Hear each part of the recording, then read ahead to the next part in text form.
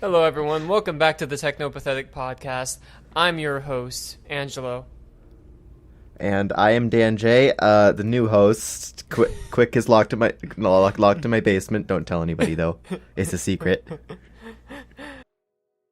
So, Dan, you told me you don't know much about wrestling. Are you ready for our first topic where I'm gonna tell you some dumb wrestling storylines that I can remember?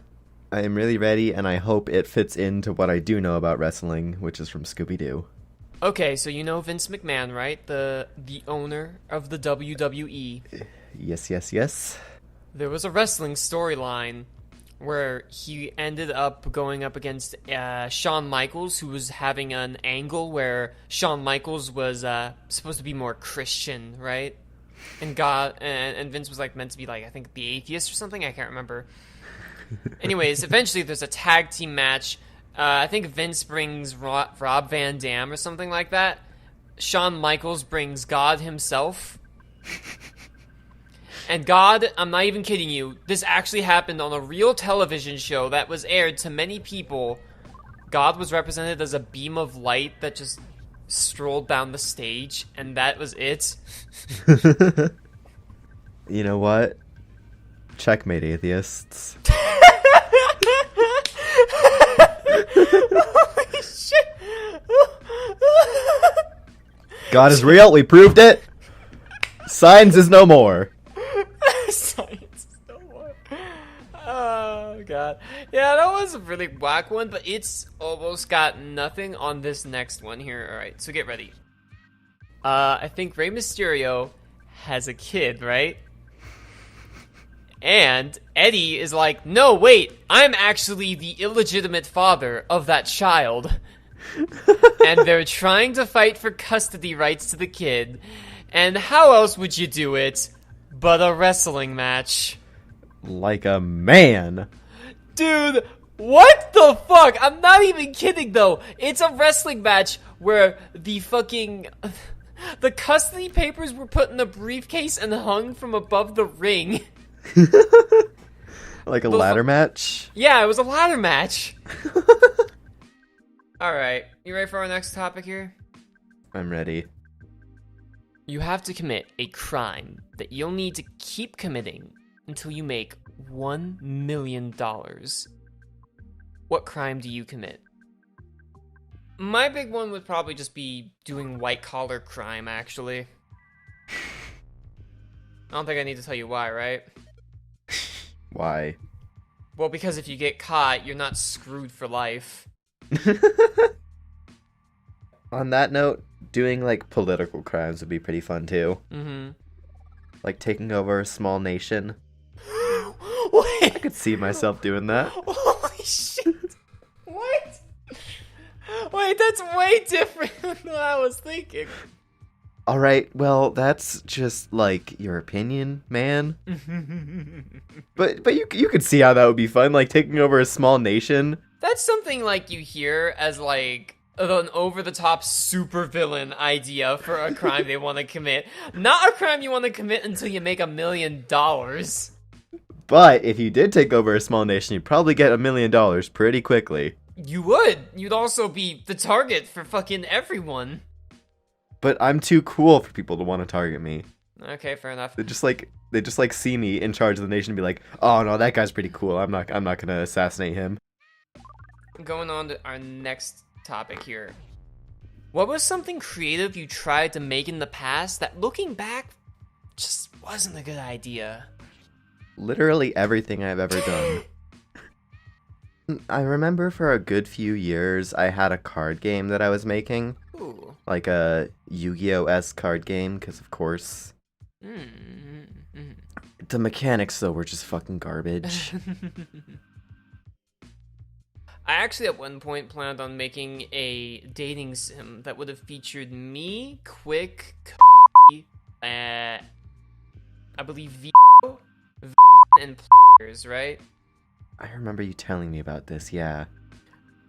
His ending was literally gonna just feature, the person getting them alone, confessing their feelings, then looks back at them and goes, wait, didn't you know I'm gay? Smash cut to the credits.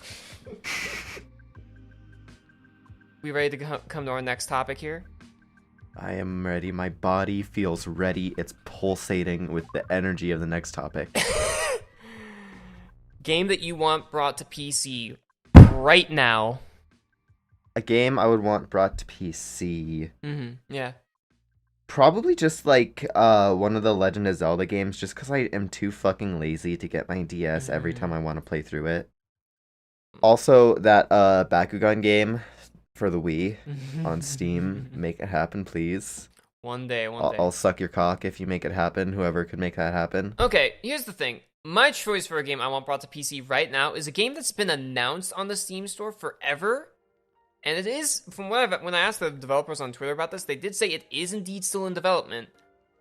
But it was supposed to be released in the 4th quarter of 2018. And it's still not out. And Dan, you know what I'm talking about here. The most Chad video game of all time. Uppers. The game where you get girls' phone numbers by beating other men up. Yeah. The game that was made for me. I want that game really badly. Oh well. Just wish fulfillment for you. It is! Like, what other game would I want other than that? Like, really? That's definitely fair. That does sound like a really fun game. It is, actually. It's a pretty fucking like whack-ass game from like what I've seen, and the fighting mechanics do actually look pretty genuinely fun. It's just meant to be like a pretty mindless beat 'em up for the most part, but it looks good. Fuck. Chad video games. That's fair. All right. Any other games that come to mind? Violence. Well, like I said, just that Bakugan game. Could you imagine that on Steam? That would be so fun.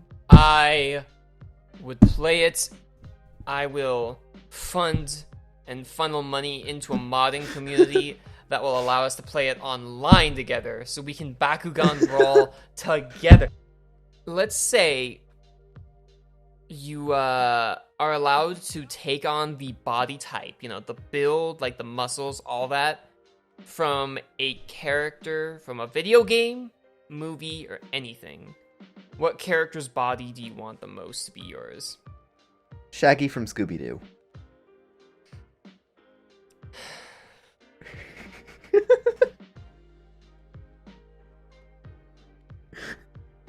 Just silence. I'm scared.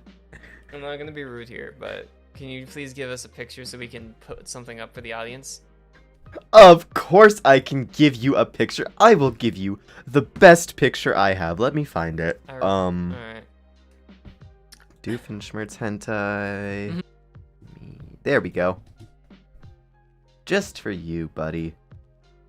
I mean, you know what? In all fairness, actually, Shaggy actually does have a pretty good build there, just based on that picture. So I can get down with that. I mean, in canon, he's sucking in his gut, but let's just pretend that's what he looks like. Or just, you know, regular Shaggy. I'm down with that, like, lanky body type. Okay, yeah, no, I'm down with that too. And you wanna know who my vote's about to be? Who? I'm very biased here because I literally just finished the game actually this morning. But Majima Goro from Yakuza. I knew it was gonna be fucking Yakuza, because that's all you have been talking about recently. Yes. That's fair. He do look pretty good. I mean... Would you want your eye, though? Is my question for you.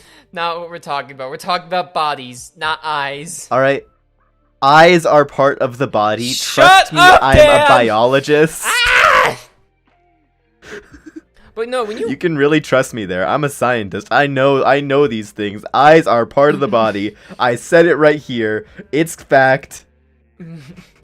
But no, like, when you really get down to it, look at Majima's arms. Those are, like, really scrawny arms for, like, an action hero, aren't they? They kind of are. Yeah, no, the longer you look at them, the more you realize that they're really malanky compared to, like, Kiryu and some of the other characters who have torn off their shirts. Majima's... I do like that, though. The more compact muscle instead of, like, the huge... Yeah, bulging, thrusting cock muscle. Yeah, I can get down with that. But actually going in with body types a little bit, how much of your body do you plan to get covered in tattoos? I plan possibly on when I finish college getting like a tattoo near my stomach, maybe. Mm-hmm. But that's probably gonna be it.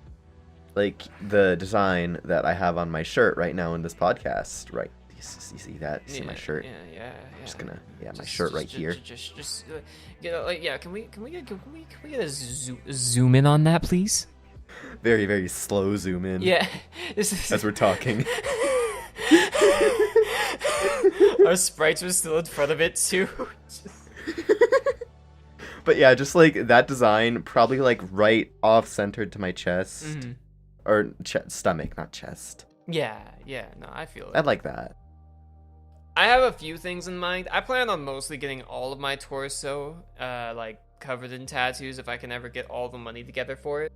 I have a question for you about tattoos. Yes. Would you get a tattoo of an anime girl? No. Like, it doesn't have to be right out in the open. It could just be, like, very discreet, maybe on, like, your butt cheek. No. You wouldn't want a tattoo of an anime girl? No. Just stock nose. No. Oh, hey, we got something here that I know you'd love just so much. This is about anime once again. My favorite thing, my favorite subject. So, media. In the last episode, we've heard that anime as being a bit childish or immature, and I thought we could really just kind of expand on why we feel that way here. I don't know how to explain this. You go first. Here's how I would explain it. In a lot of ways, I don't feel like I could show anime to my family members without them maybe giving me weird looks, because there's a lot of things that, okay, so this could be because of the way that I think maybe perhaps Japanese or maybe just general other countries write dialogue, and that maybe doesn't always translate well into an English speaking audience. It could just be a matter of difference of customs and whatnot, but you've really got to admit, sometimes the writing in anime actually does look like the kind of shit you'd find in a fan fiction, right? Yeah. Dan. Yes. Imagine you're watching anime with your mom, and they're gonna have a fan service scene where there's some anime titties in your face. Yeah. What do you tell your mom? Do you tell your mom that it's a very mature show, or do you what do you tell her? I would probably say that this kind of stuff just happens, you know? Mm-hmm. You know, it just happens. You have to kind of just accept, hey, this is a thing that happens in most animes. Yeah. There's no really getting around it. Mm-hmm. It's good, though. I promise. This is not all this. Turns out you're actually watching a hentai with your mom, like a real Chad. I do really see what you mean, with the writing, mm-hmm. Oh shit, anime's kind of fanficky, not gonna lie. It is, especially when, okay, I want you to think, how often in anime, and I mean, really keep track of this, because this could just be maybe a thing in all Japanese storytelling, and I don't know it, but how often in anime do you get, a lot of exposition from side characters about how great the main character is? A lot. A lot, yeah, it happens a lot, dude. Dan. We have a fairly tight friend group, right? I'm, pretty good friends with almost everyone in our friend group here in the server, right? Yeah. Would you say that at any point we've just had people randomly being all man, that Angelo is someone I aspire to be like. I'm jealous of him, but he really is a strong and ambitious man who can do anything he sets his mind to. Does anyone fucking talk like that? No, it's the exact opposite. No one talks like that. No one even alright, I mean, okay, in all fairness, everyone on this server makes fun of me, so that might be part of the reason for why. But my other side of this is also just that no group of friends ever just sits around and compliments someone for long periods of time, unless, you're legitimately God. Yeah, or when it's just two characters and one's Dan J, Mm-hmm. yeah, he's pretty cool. Yeah, when I was little, Dan J bought me 3 donuts, and it was really cool, and I respect him so much as a person. and he's probably pretty hot, and I'd suck his dick. Okay, you mean like where just two characters are alone, and somehow they're making the focus still on the main character? Yeah. You sound like a fucking weeb. Thank you for like completely interrupting what I was trying to say just so you could call me a weeb. But no, I do genuinely think that it's like some anime I look at and I'm like, you know what? These people are trying to genuinely tell a mature story here and try to move the medium forward. And you just look at others and you're like, I'm not an anime fan. But no, I totally get that. It's just the subject is so broad that you do have those ones where they're genuinely trying to tell a good story. But then you have like, haha, Titty. Look, Titty is on screen. Is your pee-pee hard? I bet your pee-pee's hard. We ranted about anime for long enough. Is there a game you ever stayed up all night just so you could beat it? Yes, there is. What comes to mind first is Adventure Time, the fucking... some Adventure Time game where the Ice King steals their trash. I bought that game and I spent all night playing it. It was a really great time. Nice. I can feel that. And it was like at the beginning of when I was starting to get into games. Cause like I didn't really have gaming consoles for a long time in my life. So it was just like that start where I'm just getting into games and it's just still magical and not just I feel like a fucking loser. Yeah, I don't know, like, gaming in the modern age has that problem where there's just so much that gets attached to the hobby that it's just weird. Not just because being a gamer is weird, but also just because, like, you have all these, you have, like, shit like microtransactions, weird DLC practices, and all that. And it makes trying to be, like, an actual video game, player kind of hard as a hobby almost, right? You have to, like, not fall for trappings of the industry. You have to, like, you have to have a fucking tour guide who can advise you on what to do and not do. Tour guide of the gamer world. Yeah. Alright, how about you? Do you have a game that you've just, like, spent all night to beat? Okay, you're gonna hate me because it's Yakuza 0. It was literally last night that I actually stayed up all night to just beat. Alright, Dan J leaves the call right now. I'm actually only working on 3 hours of sleep. No, I'm gonna flip the script on you right now. I have a topic for you relating to this gamer thing. I don't know if I've ever brought this up with you before, but would you say that in current age the word gamer is a slur? It almost does feel like that now, doesn't it? Like, right? Most people who are at the very least kind of like internet savvy tend to not just want to be like called a gamer. Right? Like, it just doesn't sound right, almost, anymore. It's been twisted into something that does not represent anyone I know on the internet. Yeah, no, it's whack. But it does feel like a slur, doesn't it? Yeah, it does. I agree. Entirely, I agree. Let's go into this topic of YouTubers real fast. I think in a lot of ways, I don't know, I feel like there's a lot of stories for just how you can't permanently make a living off of only like one medium in your YouTube career. I remember like Fact Fiend talking about it actually. I can't remember in what video, but they kind of talked about how, in a sense, they had done a lot of research into like what a YouTube career really meant, and it really just meant that like if you're doing the same thing for a long time, no matter what, you kind of just need to eventually have yourself die out. Like, eventually, there's just gonna come a time where your viewership dies out. Yeah, that makes me think of like storytime animators. Yeah. For some reason.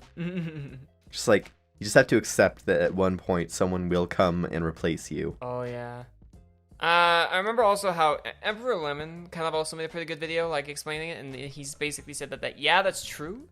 But if you're also willing to, like, pretty consistently change yourself up, you have a pretty good chance of staying in the game.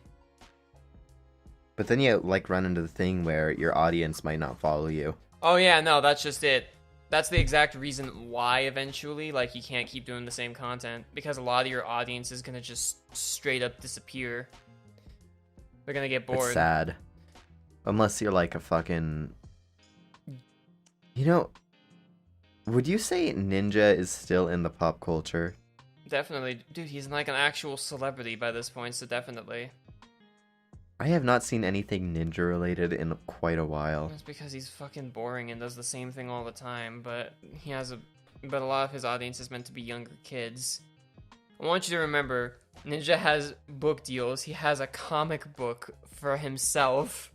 His amazing comic book. Yeah.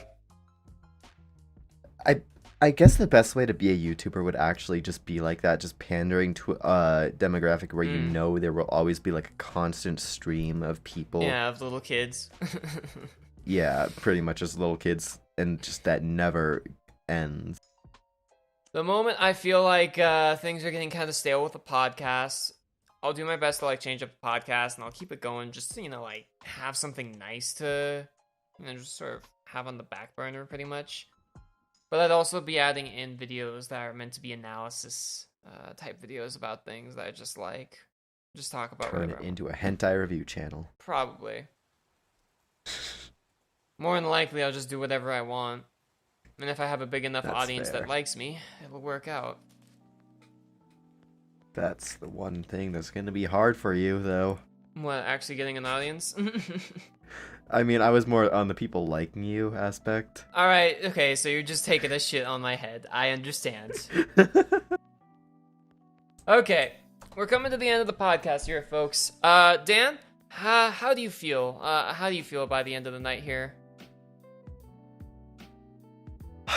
Creamy? Me too, man. Creamy. Me too. Creamy. Creamy. Good. Good. Alright. Thank you all so much for tuning in. Have a good night.